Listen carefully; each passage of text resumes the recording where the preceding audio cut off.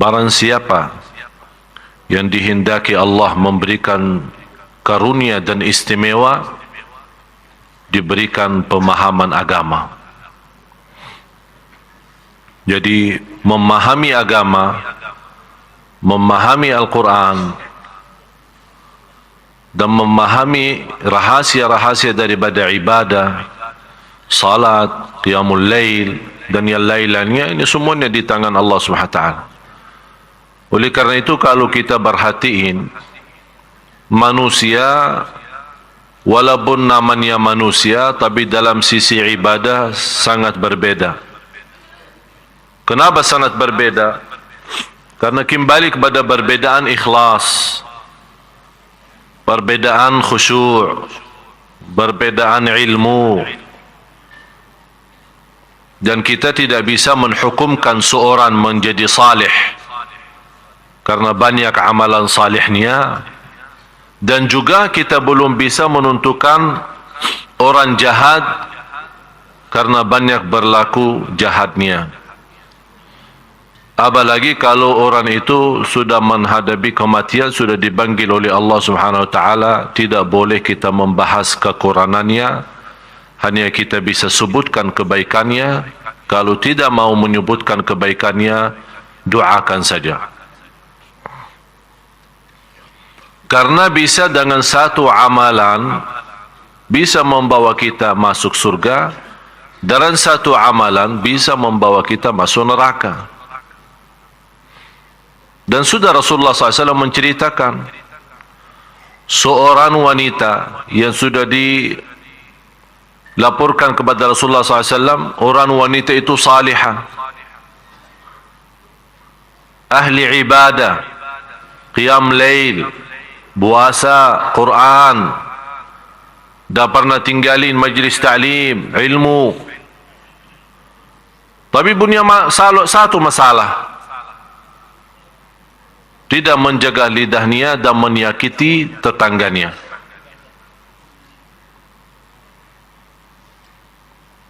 Menyakiti tetangganya dengan lidahnya. Bagaimana ya Rasulullah keadaannya ini? Apa jawab Rasul? Dia masuk neraka.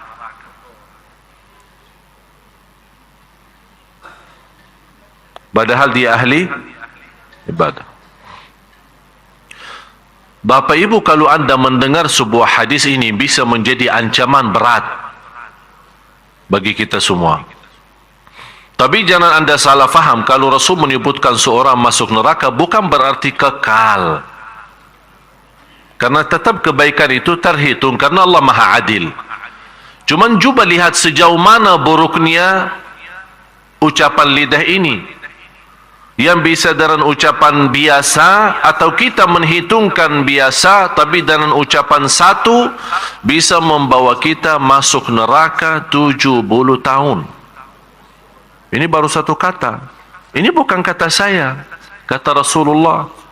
Wa rubba kalimatin yaquluha qail la yulqi laha balan tahwi bihi fin nari 70 kharifa.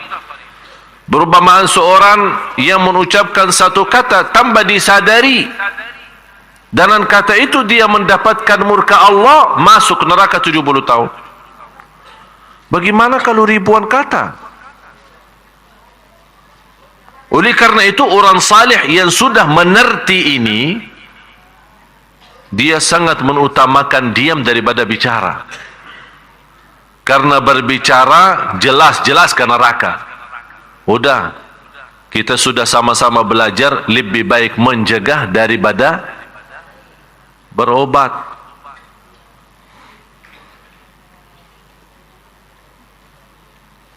Seorang wanita yang Rasulullah SAW menceritakan, dan saya yakin Bapak Ibu sudah banyak mengerti cerita itu. Seorang wanita ahli ibadah tapi masuk neraka. Gara-gara apa? Gara-gara si ekor kucing. Gara-gara kucingnya aja masuk. Kok bisa gara-gara binatang masuk neraka? Apalagi kalau gara-gara manusia. Gara-gara binatang aja bisa masuk neraka. Kenapa dia masuk neraka? Dia menahan kucing itu, tidak dilapasin, mencari makan sendiri dan tidak memberikan makan. Ada orang alasan memelihara binatang, malah ternyata dia menyiksa binatang. Gara-gara kucing masuk neraka. Mana ibadahnya, puasanya, dah ada. Sebaliknya, cuba lihat karunia Allah. Jadi Bapak Ibu, masalahnya bukan masalah banyak ibadah atau sedikit ibadah. Sebagaimana di hadis yang sahih, Rasul menceritakan cerita wanita dari Bani Israel. Tidak punya kebaikan sama sekali. Malah dikenal wanita ini zina.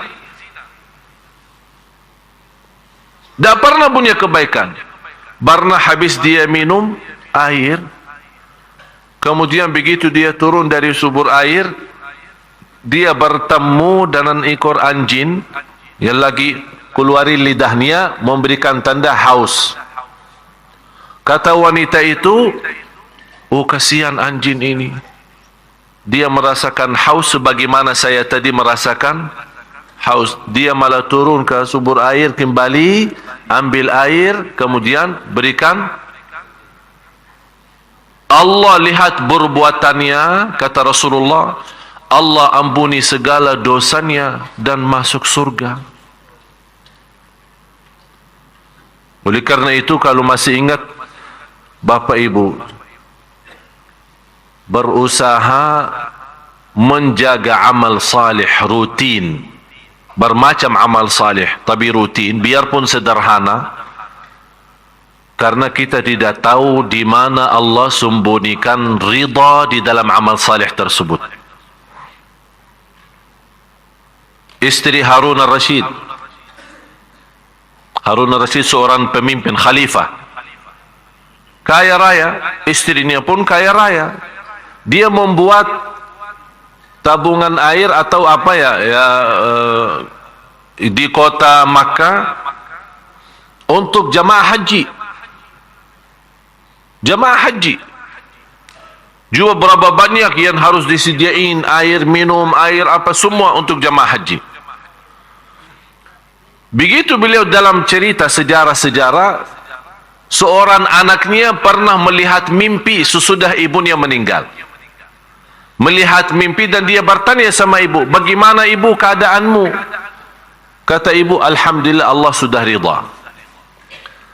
Anaknya otomatis tanya, ibu, Allah ridha kepada ibu karena perbuatan bersediain minum air untuk jamaah haji yang begitu amalan besar dan dahsyat? Kata beliau, bukan. Ternyata hanya gara-gara 2 rakaat di tengah malam.